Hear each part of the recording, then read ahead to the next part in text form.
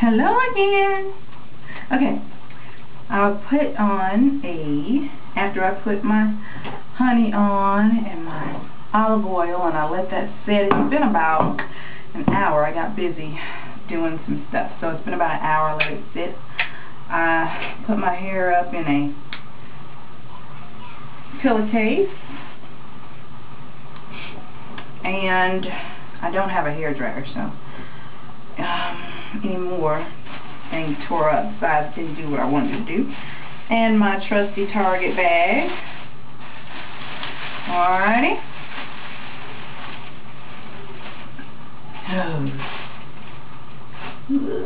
Okay. So, it's got the honey in it, and it's got the oil in it. And now I'm going to wash it. I'm going to use my Nexxus shampoo. I should have brought it in here with me. I forgot. But yeah, I'm gonna use my Nexxus shampoo, the hydrating Nexxus, because it's got the sulfates in it, and I've had this gel in for 2 weeks, so I really want to make sure the gel is out. So I need to use something with sulfate in it to get it out. So got a little bit of mess going on here. Ooh. Here's my hair texture. Look at that. I got a big hole in my head right there. I wanted to see if y'all can see this straight in. Crazy. Straight in. That's heat damage. Well, I'm not going to cut it. I'm not ready to cut all that hair off right there. But, okay. I washed my hair. I used the Nexxus Therapy to wash it. And as a conditioner, I use the Suave Almond and Shea Butter Conditioner. I just bought this. I didn't know what it was going to do, but it actually did pretty good. It does pretty good, you know, to keep the hair moisturized. And right now, I'm just going to, pretend I'm going to let it dry. I'm going to stretch it out.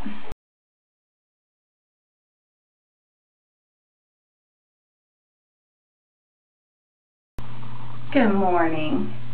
Okay, here I am. I just braided up my hair, and I'm about to, I guess I'm going to do a 2-strand twist, and I'm just taking them out braid by braid, and I'm going to do the 2-strand because I let it dry overnight, and I'm going to show you how I define my curl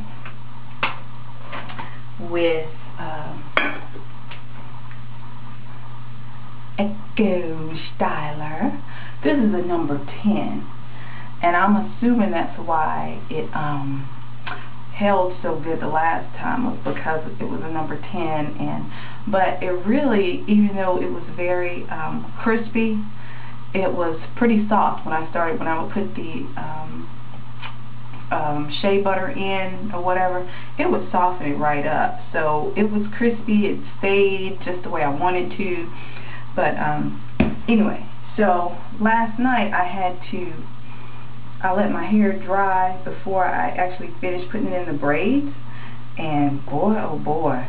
So I had to go back through it, keep wetting it, and I had to put my I just put conditioner on it so I could keep it so it could keep getting soft or whatever. So, but I'm going to. I didn't detangle too much, so just to show you, so it's a little tangle right now. Now that right there probably needs to be trimmed, but gently. 4B, 4C hair is very thin. When I say thin, I mean the actual strand is not very thick. The individual strand is not very thick, so our hair is more prone to breakage. It's just very delicate and fragile. So we got to be careful with our hair. Very careful. My hair isn't really as long as I want it to be. I'm going to put it in some braids coming up shortly because I want it to grow some more. And that's the best way to get it to grow, is to just leave it alone. So putting it in braids. Well, now I'm going to show you. I'm going to start off with this amount, and I'm starting at the tips. And I'm going down.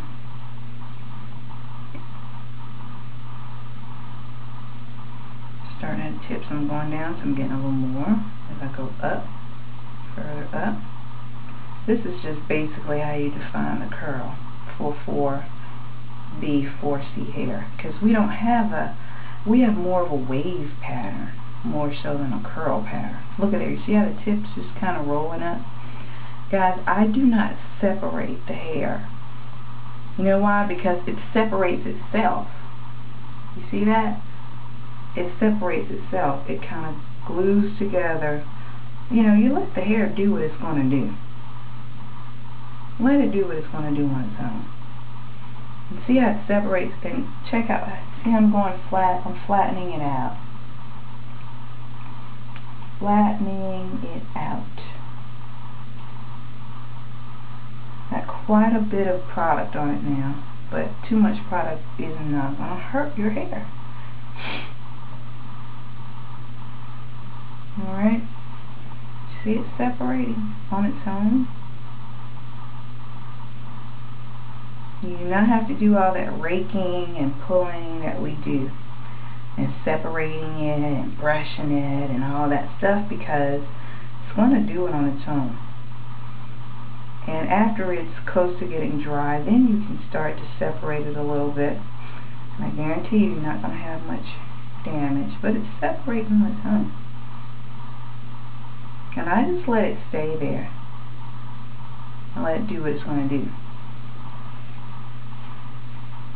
Can you see it? And it's scrunching up on its own. I think I'll put a little bit more on the root. The root is the part that's really the most difficult to curl up. But anyway,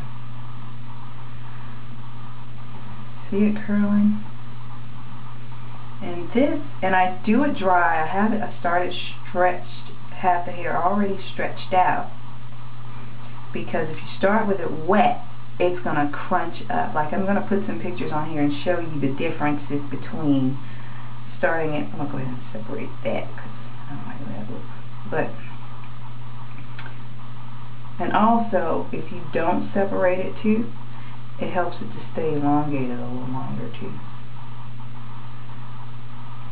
But just to show you, because it crinkles up and it waves up. And that's how you define your curl.